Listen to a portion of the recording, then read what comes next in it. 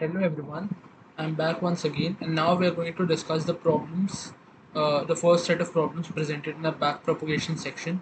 We had finished till here, we had a look at all the equations for backpropagation, and now we are going to attempt these problems. So the problem is alternate presentation of the equations of backpropagation. I have stated the equations of backpropagation, notably equation 1 and equation 2. So they are overlapping, but you remember them using the Hadamard product. This presentation may be disconcerting if you are unused to the Hadamard product. There's an alternative approach based on conventional matrix multiplication, which some readers may find enlightening. So you need to show that the first equation, which is this, can be rewritten in this form, where this sigma prime ZL is a square matrix whose diagonal entries are the values, the derivative sigmoid times ZJL, and whose off diagonal entries are 0. And this matrix acts on nabla AC by conventional matrix multiplication. So this is the matrix where you have the derivative of the cost function with respect to the activations of the neurons, and this is just this, the value of the derivative of the sigmoid at some point. So like I'm not going to go and make the write down the answer, but I can give you some sort of intuition or some, like, the sketch of the proof basically. So why is my mouse not working? Okay, okay, I can see my pointer now. So if this is a matrix and this is, say, some other matrix, right? And this matrix only has value on its diagonals, all else are 0. So when you do the matrix multiplication, you take this row and this column, right? And when you multiply these, since all the entries are 0, only this and this will get multiplied, and so on. So you can see that eventually you will get a vector, and when you do this you will multiply this somewhere here, and so on, and eventually you will notice that you will get only a vector which will be corresponding to the original vector, which, because at each interval you're going to get the value of the cost function with respect to the partial derivative of the cost function with respect to the activation of the JH neuron in the LH layer in the second matrix, which is this one, and you can get the other term, which is the derivative of the sigmoid from the first matrix. So you will be able to get everything. Okay. Now we can need to show that the second equation, which is this one, can be rewritten in this fashion. All right. So uh, all you can see is this term remains the same and this remains the same. Essentially, you substituted the Hadamard product and this the value of the derivative of the sigmoid with this general representation. And again, using the same reasoning, you can see uh, if you replace this matrix now with the other matrix, which is this one, then you will get the same result using the same set of deductions. And now this is just simple combining of both of them. For readers comfortable with matrix multiplication, this equation may seem easier to understand than the equation first and second. The reason I focused on BP1 and BP2 is because that approach turns out to be faster to implement numerically. Okay, so now we have the proof of the four fundamental equations. This is an optional section. So we'll now prove the four fundamental equations. All four are consequences of the chain rule from multivariable calculus. As I had mentioned before, if you are comfortable with the chain rule, then I strongly encourage you to attempt this derivation yourself before reading on. So I have attempted these on my own before, and these were also covered in the N to NG course in the 3 to 1 round videos. So let's begin with equation BP1, which gives us expression for the output delta L. So by definition, the law error in the jth neuron of LS layer is the partial derivative of the cost function with respect to the pre-activation value of the jth neuron in the LS layer. Now you can apply the chain rule and you can rewrite the partial derivative in this fashion. So if you treat them as simple fractions, you can see that these terms are getting cancelled out, right? And you will get the same term once again. Now you're summing this over k because the active you are going to sum over all the activations, where the sum is over all neurons k in the output layer. So this is these are all the neurons in the output layer. of the kth neuron depending only on the weighted input ZJL for the jth neuron when k is equal to j. Okay, so let's read this sentence once again. Where the sum is over all neurons k in the output layer, of course, the output activation AKL of the kth neuron depends only on the weighted input ZJL for the jth neuron when k is equal to j. And so this term vanishes when k is not equal to j. As a result, we can simplify this. Okay. So first of all, they gave us the general expression, but then they told us that the output of a particular neuron will only depend on the input in that particular neuron, right? It will, if you have the third neuron, the activated output of the third neuron, it would not depend on the activated input of the first neuron. So in this fashion, when you are going to sum over these, wherever k is not j, you get a zero because the you are essentially taking the derivative with respect to a something which does not affect the function at all. So the function is constant with respect to this variable when k is not equal to j. So since all the terms are zero, only this term where k is j is left out. And now, since we recall AJL, this is essentially the sigmoid activation. So you have the sigmoid ZJL. The second term on the right can be written as then the prime, the sigmoid prime or the derivative of the sigmoid at point ZJL. And this is how you get the backpropagation equation 1 in the component form. So I had given the intuition and also explained this as well in the previous video. Okay, so next we'll prove the second equation of backpropagation, which gives an equation for the error delta L in terms of the errors in the next layer delta L plus 1. And to do this, we can just write delta Lj as the partial derivative of C with respect to the activation, the pre-activation value of the jth neuron in the Lth layer in terms of delta L plus 1, delta K L plus 1, which is the partial derivative of the cost function with respect to the activation of the kth neuron in the L plus 1th layer. Okay, so now again we are doing the same stuff. Now we picked up this expression. We again expressed it in the summation form over all the neurons and used this general expression of the derivative partial, where the partial derivatives will get cancelled out for the del zkl plus 1. So essentially you will only have this term remaining. And using this, now they also know that this term is your delta k l plus 1. So they simply substitute the first term as delta k l plus 1 and you get delta k l plus 1, and the second term remains as it is. So where in the last line we have interchanged the two terms on the right hand side and substituted the definition of delta k l plus 1 to evaluate the first term on the left hand side on the last line. Also note that zkl plus 1 is the summation over, this is the same linear combination. You take the weights and you multiply them with the activated values emitted by a neuron, and then you add the bias and you get the input for the next layer. You can also replace this using this, where AJL is essentially sigmoid of ZJL. Now, why they are doing this is because they are going to try to evaluate this first term. So when we differentiate, we get the partial derivative of kl plus 1 with respect to zjl, which is this term, and you will get that the bias is a constant, so the derivative would be 0, and you'll get wkjl plus 1, which is this, which is again a constant with respect to zj, and when you take the derivative of the sigmoid, you get the sigmoid prime zjl, and upon substituting you get this entire form where everything is in the summation notation, and delta jl is the sum over all the k neurons wkjl plus 1 times the del error, which is delta kl plus 1 times the prime of the sigmoid zjl. And this is just the second equation of backpropagation written in component form. And the final two equations you want to prove are backpropagation 3 and 4.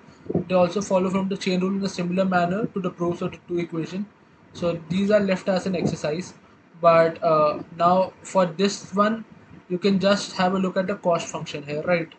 So uh, you want to take the derivative of the cost function. Where did it go? Um, I'm not able to find that equation right now, but if you remember in the uh, when we were solving those equations, there were certain clear-cut indications. So again, maybe I'll leave this up to you as well. So you can just use these similar reasoning skills and get to these derivations as well. These are not at all difficult. These are like just direct applications of taking the cost function and seeing what the partial derivatives hold. And you might at times have to take apply the chain rule and even substitute some terms. So the proof may seem complicated, but it's really just the outcome of carefully applying the chain rule. A little less essentially, we can think of backpropagation as a way of computing the gradient of the cost function by systematically applying the chain rule from multivariable calculus. That's all there really is to backpropagation. The rest is details. And this is the most fundamental thing. Now you know how backpropagation exactly works. So now we can have a look at the algorithm of exactly what's happening. So the backpropagation equation provides us a way of computing the gradient of the cost function. So let's explicitly write this out in the form of an algorithm. So you have input x, you set the corresponding activation A1 for the input layer. So now you have a feed forward for each layer 2, 3 up to L. You compute ZL and AL. Right, so ZL is just the weighted sum with of the output of the neurons in the previous layer, and you add the biases, and then you apply the sigmoid activation or any activation. Then you compute the error delta L, and delta L is just this Hadamard product of the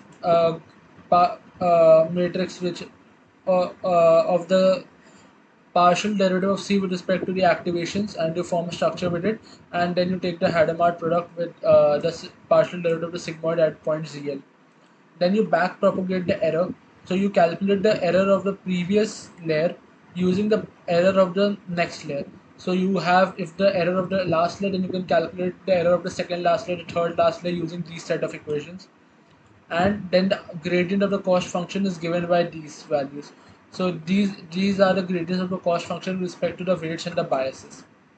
So when you examine the algorithm, you can see why it's called backpropagation.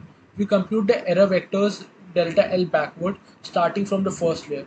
It may seem peculiar that we are going through the network backward, but if you think about the proof of backpropagation, the backward movement is a consequence of the fact that the cost is a function of output from the network. To understand how the cost varies with earlier weights, we need to repeatedly apply the chain rule, working backward through the layers to obtain usable expressions. So I hope this makes sense. So backpropagation with a single modified neuron. Suppose we modify a single neuron in a feed-forward network so that the output from the network is this, where f is just some function other than the sigmoid.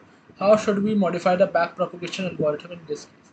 And there wouldn't be any change, as except instead of this sigmoid prime, you will now have f prime everywhere, and you might be wondering why.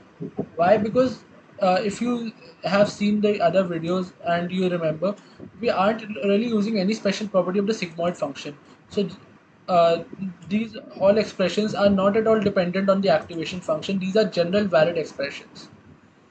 Okay, so you just need to swap the derivative of the sigmoid with the derivative of the other activation and the sigmoid with the other activation.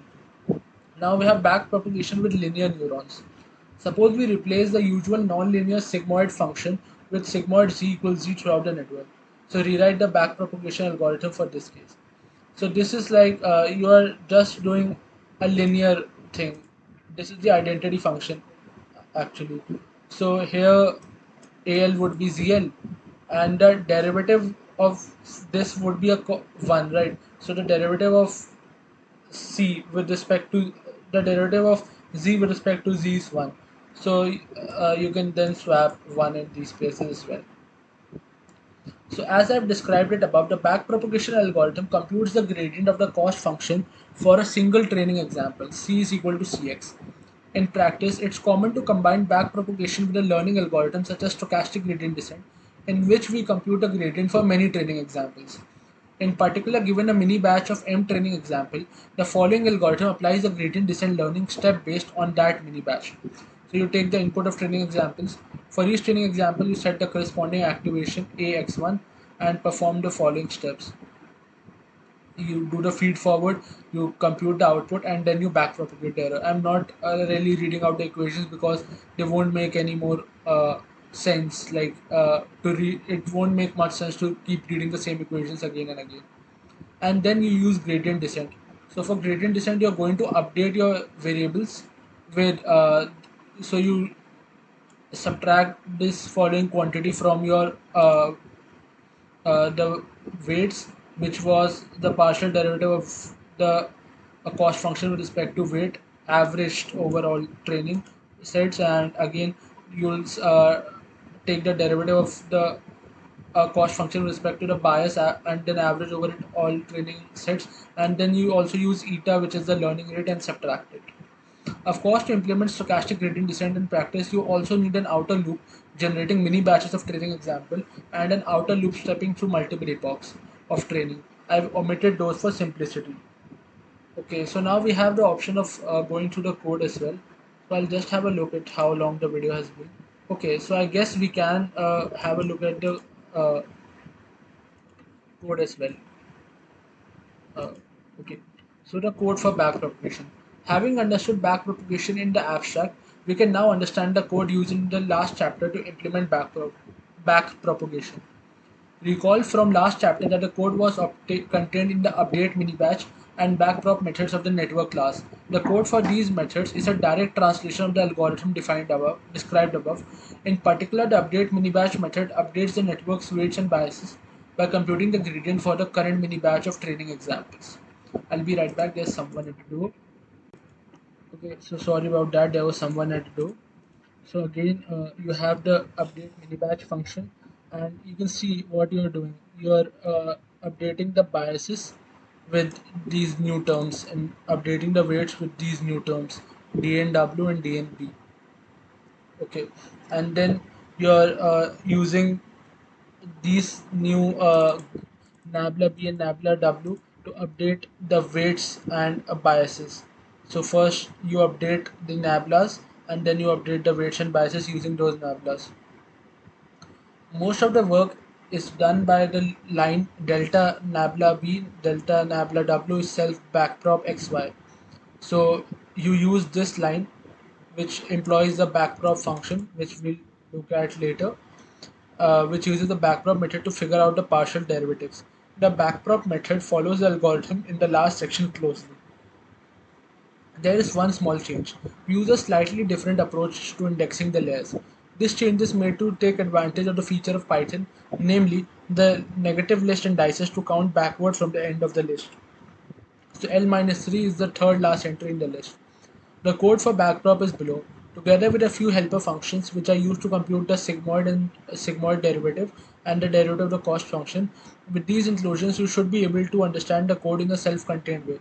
If something's tripping you, you might find it useful to consult the original description. So again, you have the backpropagation. You take the matrix multiplication, you append it to some list, then you apply the activation, and then you append it to the activations list. Then you use the cost derivative function to compute delta, which is the error. Then you append these value. Then you add these values to uh, the nabla b and nabla w. So if you remember, the uh, above, then you the derivative of the cost function with respect to b was delta, and the derivative of the cost function with respect to w was the dot product of delta and the activations in the previous layer transpose, and then you again iterate over them, apply the activations and all. So I hope this makes sense, and I believe this is quite obvious by now. Okay, so now we have another problem, a fully matrix-based approach to backpropagation over a mini batch. Our implementation of stochastic gradient descent loops over training examples in a mini batch. It's possible to modify the backpropagation algorithm so that it computes the gradients for all training examples in a mini batch simultaneously. The idea is that instead of beginning with a single input, we can begin with a matrix whose columns are the vectors in the mini batch.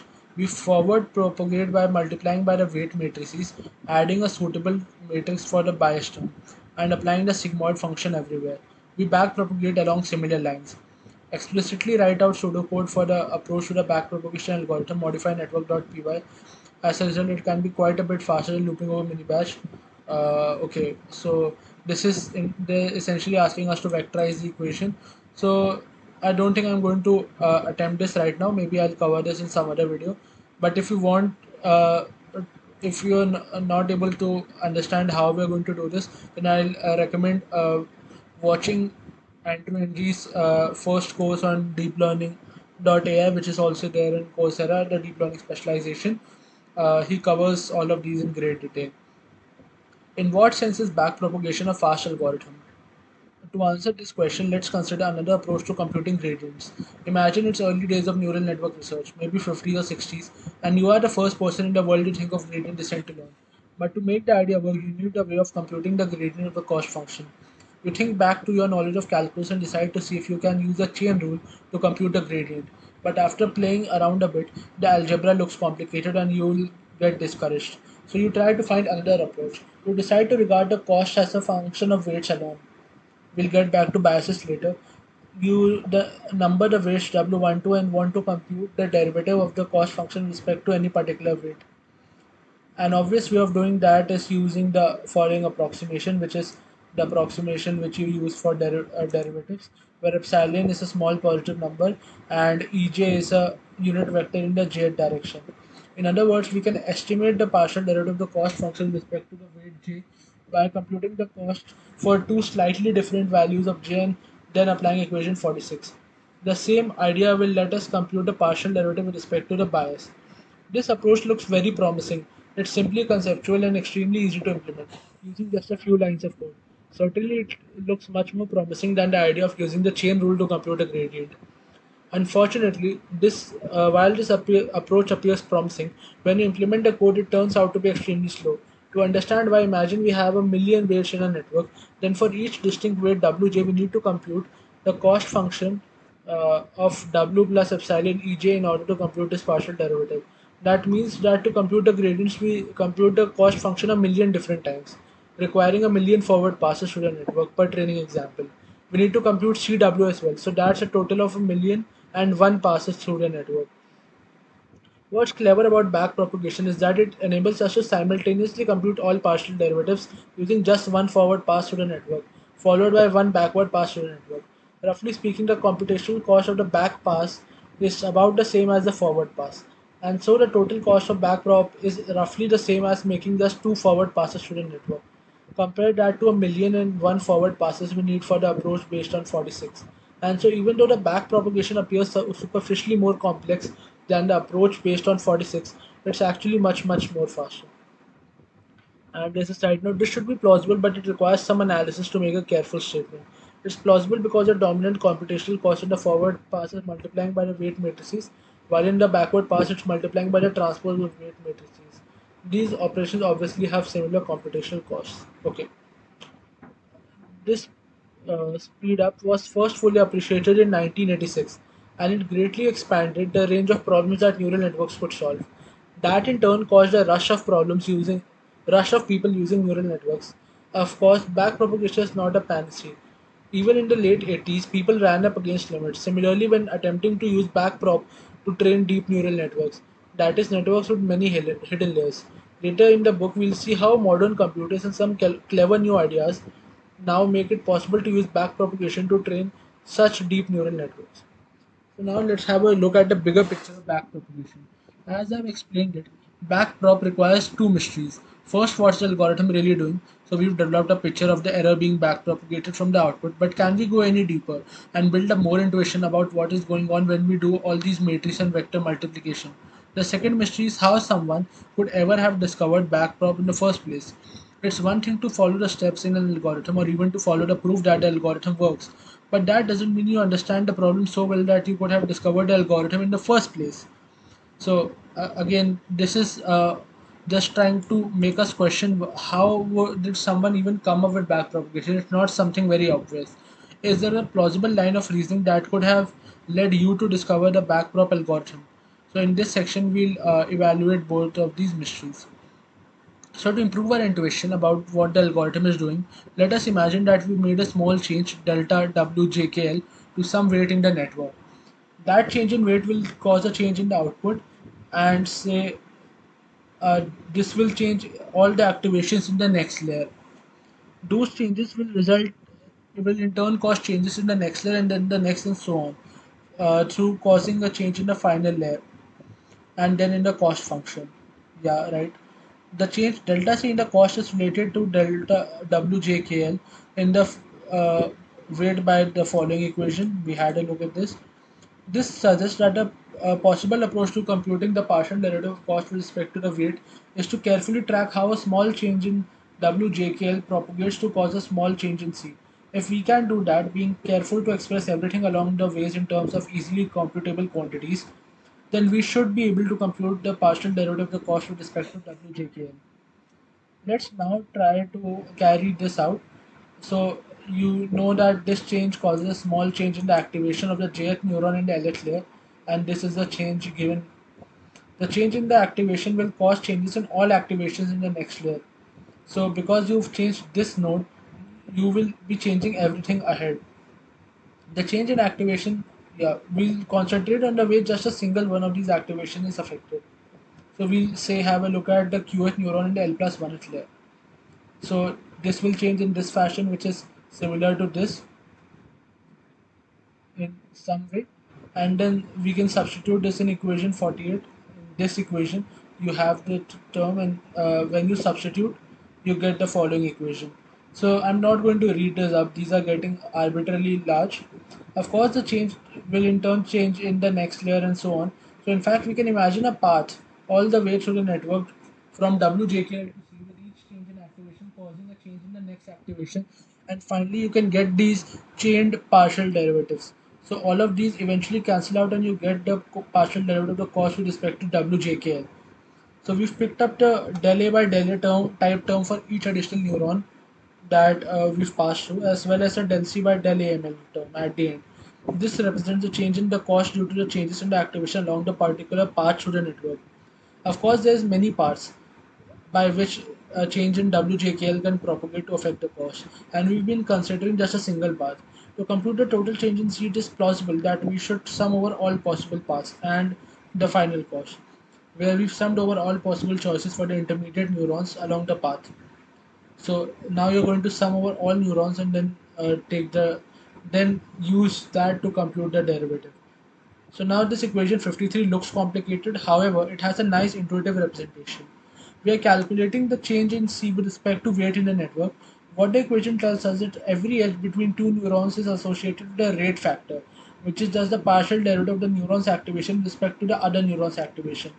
The edge from the first weight to the first neuron has a rate factor of del AGL by del WJKL, and the rate factor for a path is just the product of the rate factors along the path. So the total rate changes the del C by the partial derivative of C with respect to WJKL is just the sum of the rate factors of all paths from the initial weight to the final cost.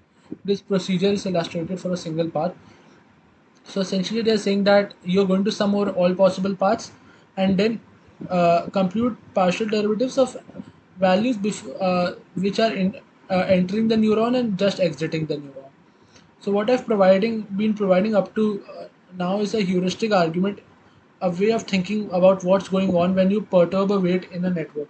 Let me sketch out a line of thinking you can use to further develop this argument.